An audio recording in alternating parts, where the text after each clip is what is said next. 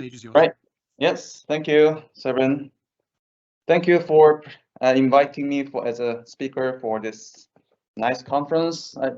I almost feel like I'm one of the families here since I've been presenting from the JIP and all the conferences so far. So today I'm going to present this integrated simulation sandbox, which I presented last year in the conference. So I'm going to tell you a little bit about the progress, what has happened so far. And second part is the scalable power system simulation that we developed in this project called the free cost.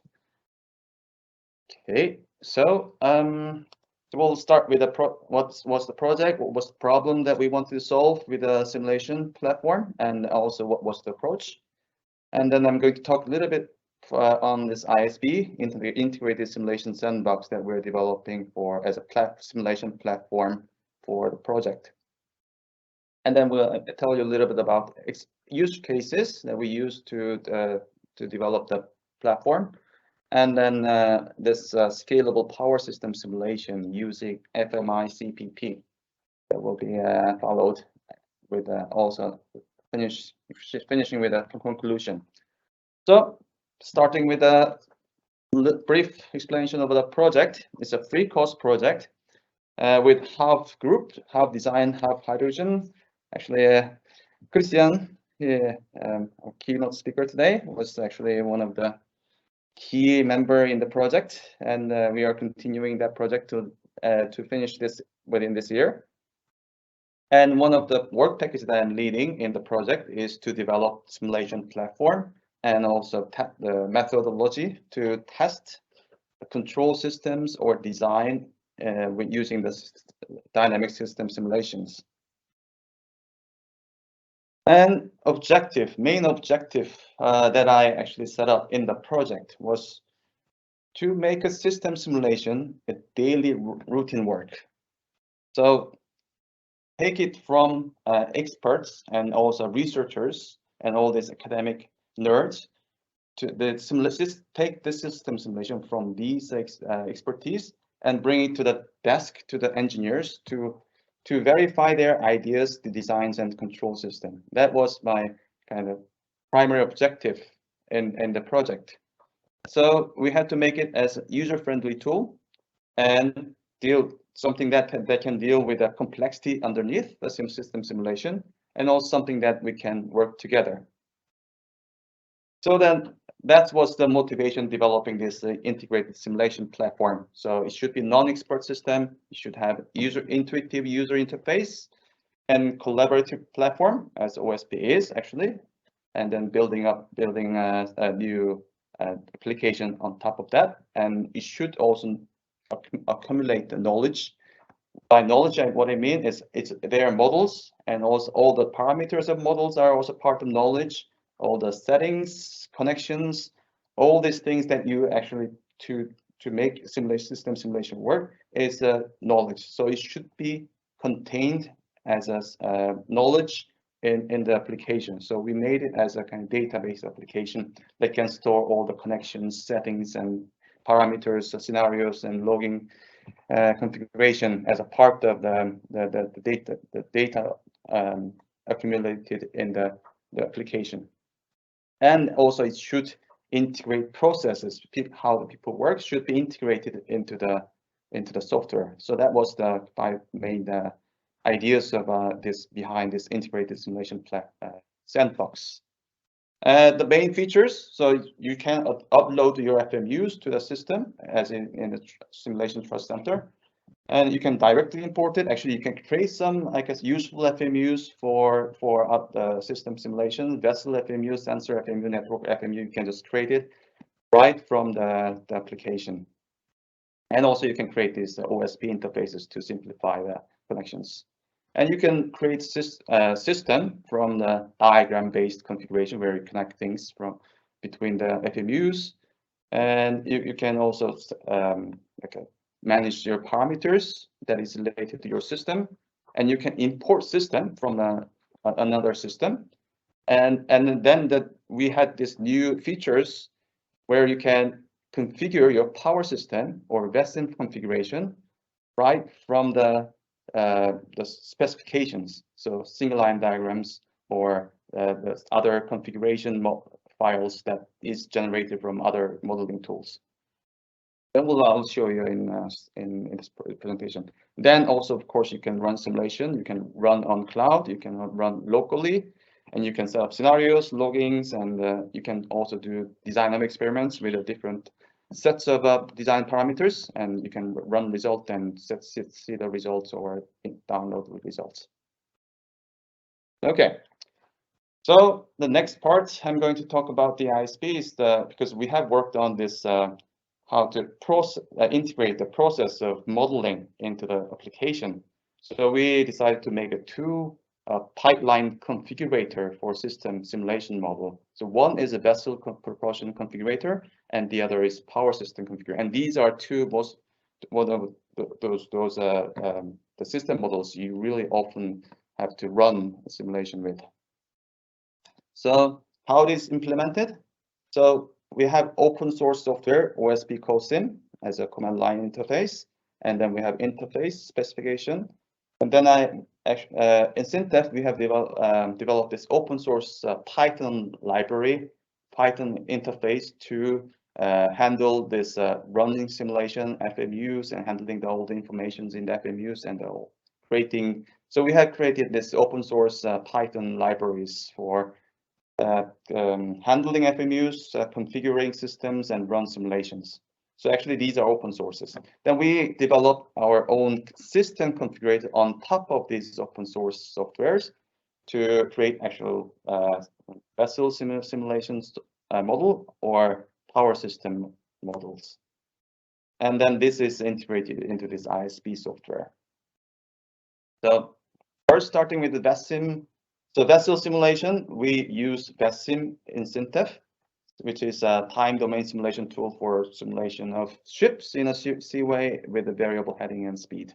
So it's very generic ship system model that you can configure our proprietary software called ShipX. So in the ShipX, you can set up your hull model by putting your actual hull forms or putting some main parameters. And also you can set up your propulsors, and they can be exported as FMUs at the end. So first you start with the VESSIM and the ShipX, and then export the VESSIM model and configuration, and you can import these models to the ISP. And if you have more models, then you can just put them together, and then you can run simulations. So that's basically the process. So we had the use case with the Norwegian electric system, NES, and they wanted to use the system simulation model to auto-tune their parameters for controllers for autopilot system. So on one hand, Norwegian electric system has their integrated navigational system, Raven INS, and they should communicate with the simulation model running on open simulation platform, Kystruten VESSIM model running on OSP. So, and there are some needs for communications and GPS sensors, and also simulated, and also some thrust communications necessarily implemented in the middle. So just show you how this was set up. So in the systems, play the video. So in ISP, you can create your VESSIM system model by importing your vessel model, export it from the VESSIM ShipX, and import propulsion configuration file, and also you can set up GPS model also connected to it. And when it's created, you can have a look how so these are the ship propulsors and GPS sensors all connected, so automatically generated with all the connections. Then what you can do is you can actually download this locally because you want to connect it with your INS, which is also a local software running at the local PC. And there, I just downloaded the whole setup where you have all the necessary files, FMUs, system definition files, and you can just click this run simulation, actually that batch file to run, initiate running all the simulations. And when this is done, then our partner NES, they have downloaded this setup and then start running. So it launches this the proxy FMUs. This is actually a little bit old version of Koosup. So you need to launch all the proxy server to run our VESIM models. And then you can go to this demo application and load the system and make it real time and start running. And then our partner NES just start communicate. You launch this INS in software, and they set up this new control of turning the vessel to the left. And now this INS is communicating with the simulation model running on OSP, and then it's getting feedback from the simulation model and also giving the command to turn the vessel to the simulation model back to OSP. So that's what's happening here. So they successfully managed to run simulation with their INS with a very simple setup and process of setting up the simulation model. Okay, then we moved on. Now we'll move on to this power system configurator. So the idea is to this is power system. If I can make this power system configuration in the OSP simulation, we have done it in our use case in JIP, and this is kind of normal business for me. But setting up this, it's relatively simple single line diagram. But if you set it up as a whole setup for the OSP simulation, it ends up with about 1,000 lines of this system configuration file with all the parameters, all the connections. So it's quite complex to set up power system configuration in the OSP setup when you have all the components all together. So then this is way out of the cognition capability of the normal engineers sitting on the desk, and they different tasks, and they just run a simple simulation.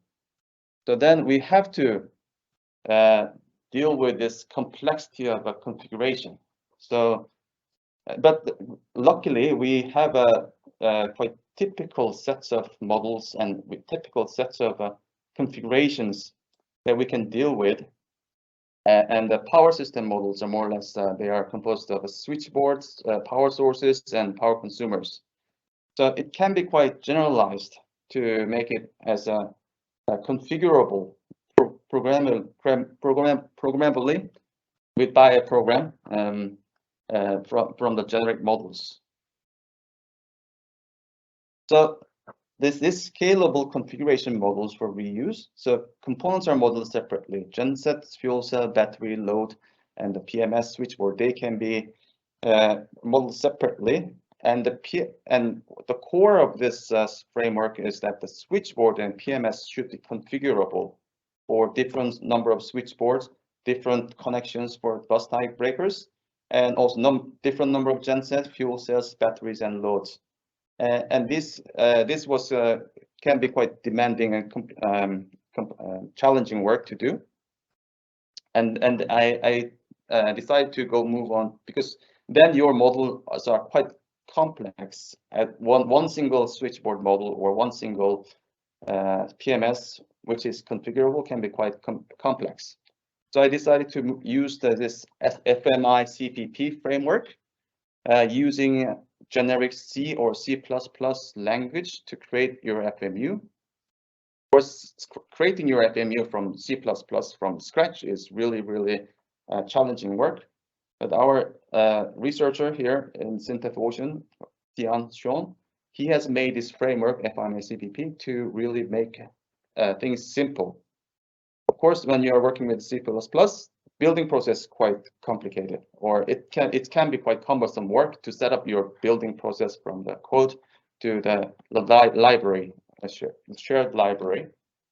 So he made this pipeline building process using Conan for packaging management, and also to use CMake to so you need just lead the 3-4 lines of command to start building the process if when your source is your source code is complete. And actually it also supports automatic document generation, which is actually very essential for sharing your models with others. And you can also create a standalone executable or libraries for other uses. So for co-simulation, these are the when you are making a model using FMICPP. So then you have to just concentrate on these inputs. What are the inputs? What are the outputs, parameters, and what are the equations that are essential for the model?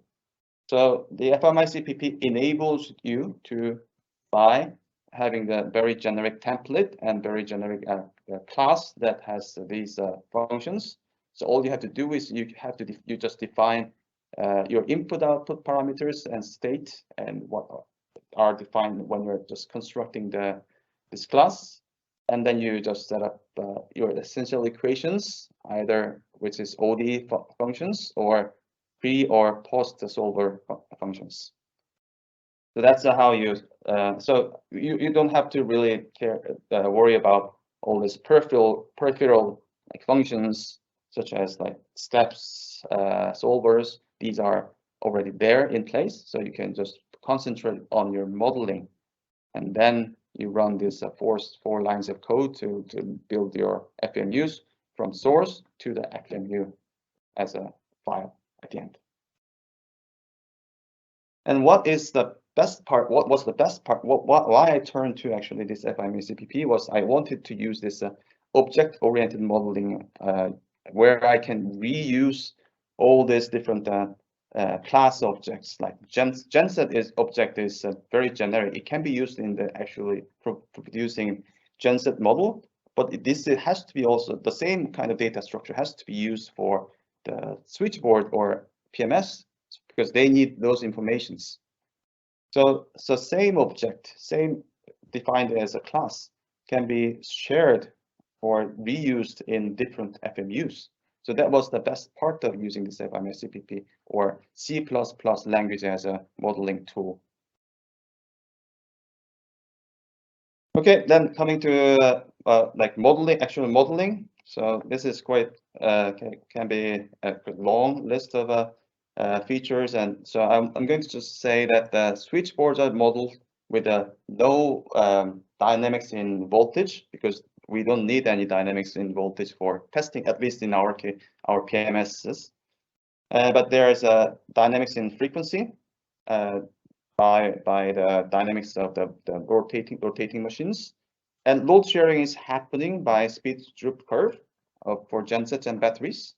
And synchronization of the gensets are more or less implemented also. So you will see that gensets connecting and disconnecting depending on their frequency synchronization. And this will switchboard was making sure that your gensets are slowly starting and stopping properly without excessively loading other gensets. And you can configure the switchboards with those parameters: number of switchboards, number of gensets, batteries, fuel cells, and all the specification to each genset and batteries.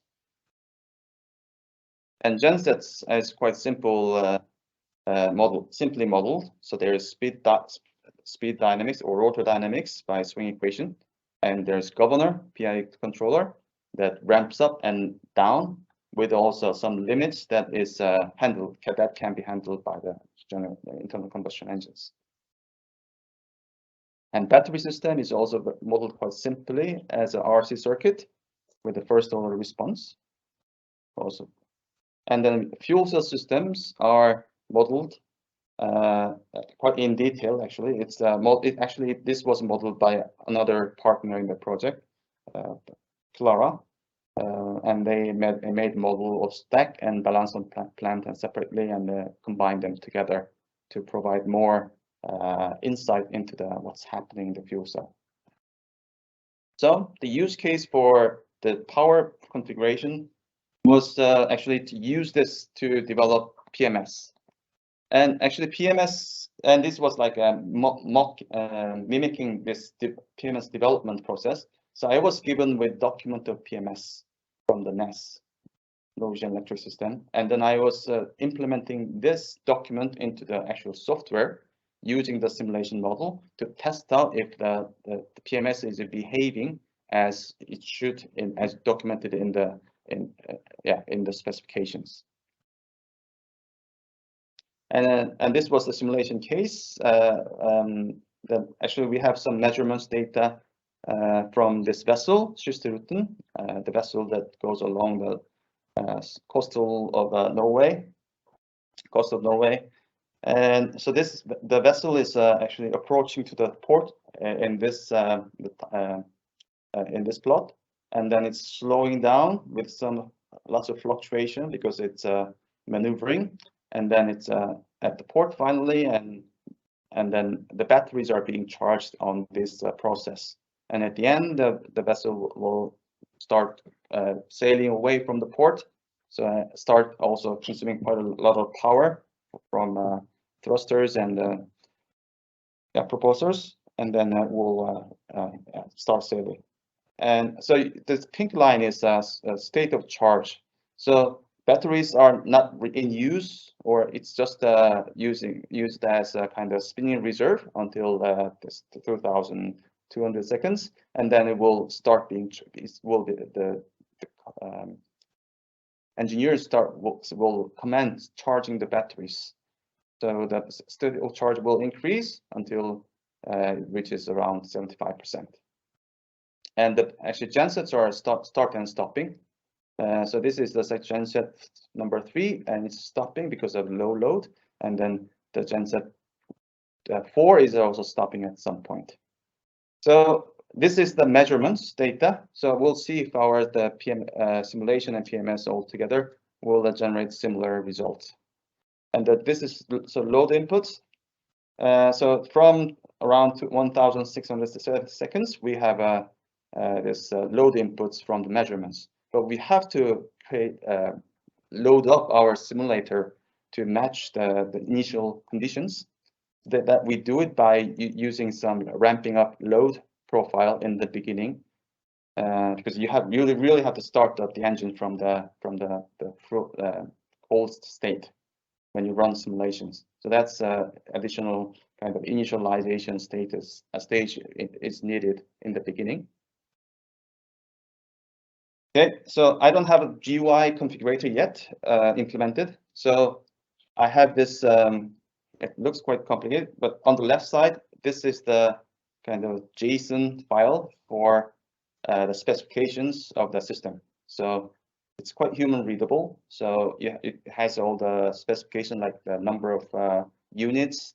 And if you go into the actual gensets, then you will have also all specifications like a fuel consumption curve, the PID gains for gain parameters for PID controllers, and also like rotating inertia, so it's a set of data that is essential for the simulation of this type, and and so this file has to be defined, so it's well structured, so you can just go into each part and change the numbers, and this file will be imported by this this class called Power System Simulation Configuration. So you can just pass this file to this class, then you have simulation configuration already set up for whole, and this simulation configuration contains all the connections,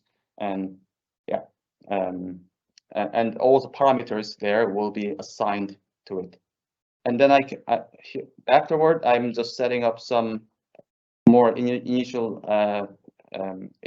conditions, and also setting up the load profile or the scenarios so I'm switching my hybrid mode around 1,700 seconds, and and this the load profile, this was just actually a CSV file. Actually, you can add this consumer with file input directly to the simulation configuration. This is quite useful tool when you are running simulation with a file input from some measurements. Okay, then when the system is set up with just importing this JSON file, a configuration file, then you can just run simulation. You can start running simulation and the result returns with all the nice data structure of what's called data frame in Python. So you can just directly start plotting and looking at the results at the end. So that's how it looks so that's the result. So when you start the simulation with those load ramping, then you start seeing, so first genset will just start up from the beginning, and then you start seeing the second genset starting and sharing the load, and is being ramped up to the second level of the load, and then at the third level, then the third genset will start load and sharing the load symmetrically. And at here, the hybrid mode starts, so battery will start sharing the load as well, but it's only taking care of the small fluctuations. So when the vessel approaches the port, then what happens is the gensets will follow this the blue line, because the PMS kind of averages the load from 20 minutes before or 10 minutes before the window. So it's actually moving average the load, so that the gensets are only taking the very slow vary load, whereas batteries will take the rest of the load to make a power balance, and it will follow. It will just follow this the load changes in the power consumers. So you can see that this blue line is the reference power, and the green line is the what's simulated. So there are some deviations, but it quite a similar, follows quite similarly as actual real power in the actual vessels. Yeah, and similar when you are sailing away from the port, so the genset will follow this small slow change ramping up, whereas the batteries will just use all the its capacity to smooth out the power for the power sources gensets. Okay, so as a concluding mark, so OSP is becoming a more useful tool for the industry at this what we have seen and in our project, and industry will be able to find the smart use cases when the tools are readily usable. I mean, I think the hurdles or the barriers is still high for the industry to use the OSP or system simulation in their work. So what as we have seen today, when we try to find more better tools and make it easier for use, then the industry will find really the smart use cases on their own. So and that will keep working on in this project and also in the coming projects the following years. So I think one of the important thing here is testing framework for unit testing or integrating testing, and that should be quite easily improved by with this advance of technical softwares. And I just left this because these are Python libraries that is open source. So these system configuration classes are available as open source. So if you are developing anything on Python from OSP, so feel free to try out, and feedback will be welcome. Okay, that's the end of my presentation.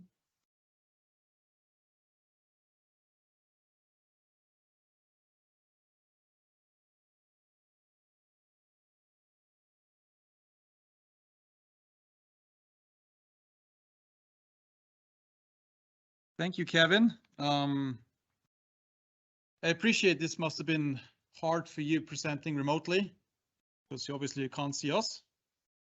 Yeah, felt a bit alone, but it's okay. But great job. Thank you very much. I'll see if, yes, Thomas here in the audience has a question, which I'll forward to you. Sure.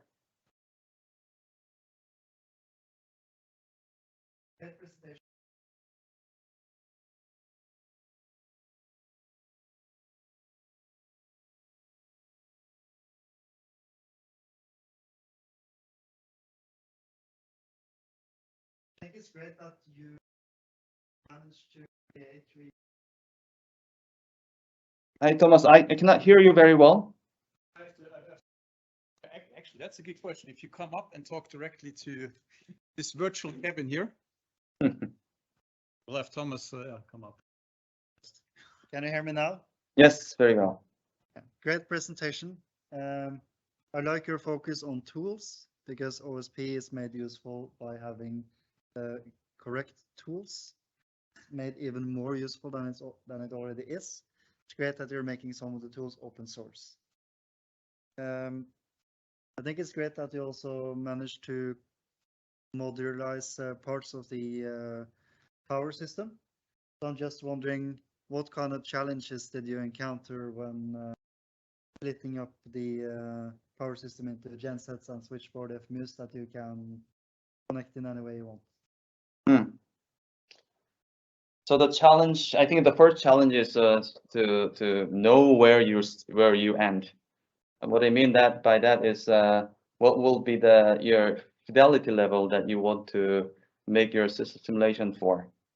So and that starts from what is the asking questions such as what are the use cases for using this such a simulation. So in our use cases, it was more or less to test out the new functionalities, adding the batteries and the fuel cells for the vessel, and so it was more or less energy management system level of features in the PMS that we wanted to test, and that didn't. So the first challenge is to set up the right.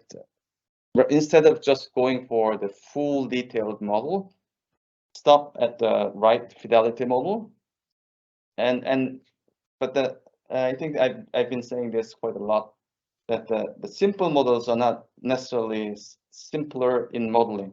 Actually, they are more challenging than the complex models, full fidelity models, because you really have to make a right assumptions to simplify that you maintain your fidelity as much as possible, but still making the simulation model simple to configure, less parameters, and also faster to run. So that's I think the most challenging part when you come to that power system models. When it comes to like a numerical challenge, actually this model is really fast. It's running 100 times faster than real time, but still simulating most of the dynamics needed for such a test. Thank you. Thank you, Thomas. There's also, I saw there was one online question, Kevin. I guess you can, we can try and see if you can pull it up yourself, and if you read it out loud and then answer it. And then there was at least one more question from the audience here, but we can take the online one first. Okay, the question is, in general, is it possible to combine a whole system as a standalone FMU? Yes, I would say yes, but I don't see why, at least. But if there is a reason, I mean, at least Damen had a whole system into one FMU. Since we have made this, I'm using this FMICPP as a main tool, a framework for modeling, and these are modules, and these are modeled as modules. So I think combining them all together would not be the challenge, but yeah, it can be a challenge, but I would say it's doable. And how do you tune the parameter of PID controller? Depending parameters, yes. The PID controller, the parameters are really important. I have just good hunch, I would say. I don't use any kind of advanced optimization. I just have somehow good hunch of what the value. One of the I think one of the best way is to actually just normalize the input and outputs rather than just actually using the actual like speed or the torque. You just normalize it, and then you kind of know, and have some ideas of dynamics. Then you kind of know where you shoot at for first try. Then I just tune it by running simulations. Oops.